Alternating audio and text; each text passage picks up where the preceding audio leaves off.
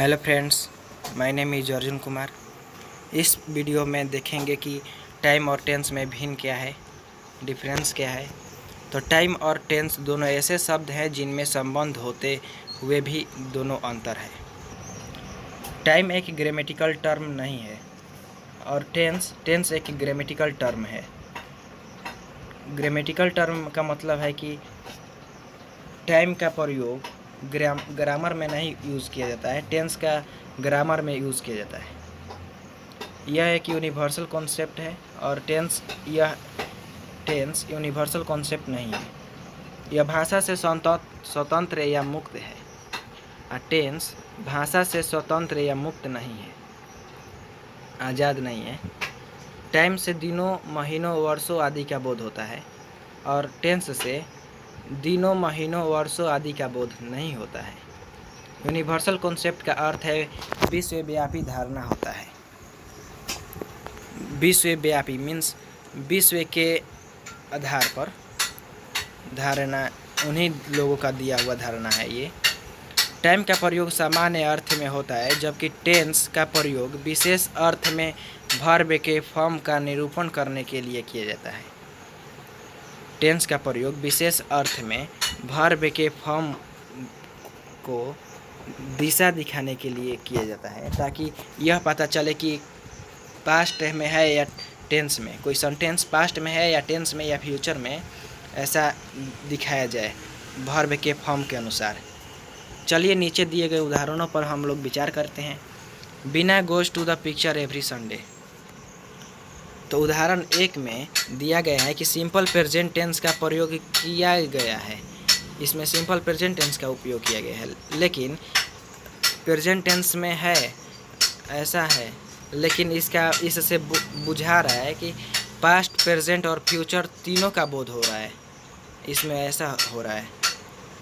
बिना, जैसे कि पास्ट टाइम में प्रत्येक रविवार को पिक्चर जाती थी, प्रेजेंट टाइम में प्रत्येक रविवार को जाती है और आशा है कि फ्यूचर टाइम में भी ये प्रत्येक रविवार को जाएगी।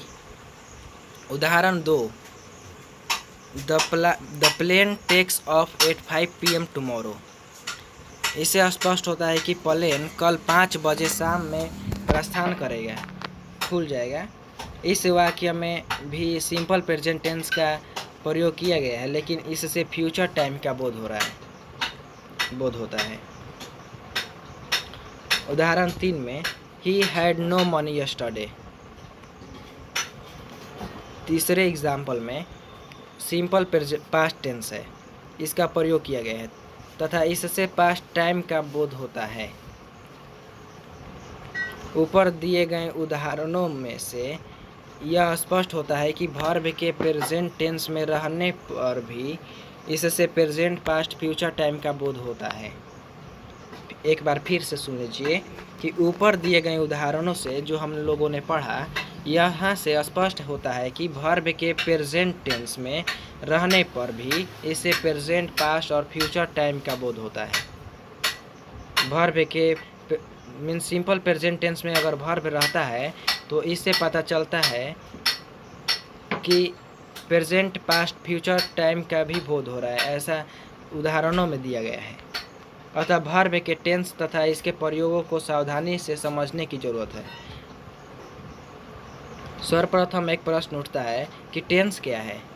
तो टेंस देख लेते हैं। कार्य के समय के मुताबिक, माने जो कार्य अभी चल रही है उसके समय के मुताबिक, या चल रही थी या फिर चलेगी, उसके मुताबिक वर्ब के रूप में जो परिवर्तन होता है, जो वर्ब के रूप में मीन्स वर्ब 1, वर्ब 2 के रूप में कोई भी परिवर्तन होता है तो उसी को टेंस कहते हैं।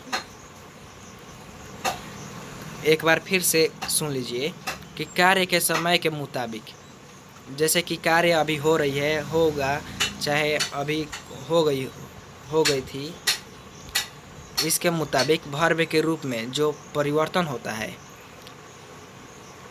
पास्ट आता है तो ईडी लग जाता है वर्ब के अंत में, हो रहा होता है तो आईएनजी लग जाता है वर्ब के रूप में, उसे टेंस कहते हैं। उसी परिवर्तन को क्या कहते हैं? टेंस कहते हैं। टेंस से changes the form of the verb to express the time of an action. इसे हिंदी में भी समझ गए और इंग्लिश में भी समझ लेते हैं। Tense change the form of a verb. Tense जो है वह वर्ब के फॉर्म को बदल देता है। To express the time of an action, यहाँ पर भी टाइम का बहुत बड़ा रोल होता है। टाइमिंग के अनुसार हम लोग 3 क्रिया में बांट चुके हैं कि पास्ट टाइम, फ्यूचर टाइम और प्रेजेंट टाइम में बांट दिए हैं टाइम को। और टेंस को दिखाने के लिए किया गया है, इसको निरूपित किया जाता है फॉर्म ऑफ वर्ब से। तो अगले वीडियो में काइंड्स ऑफ टेंस देखेंगे। Thanks for watching video.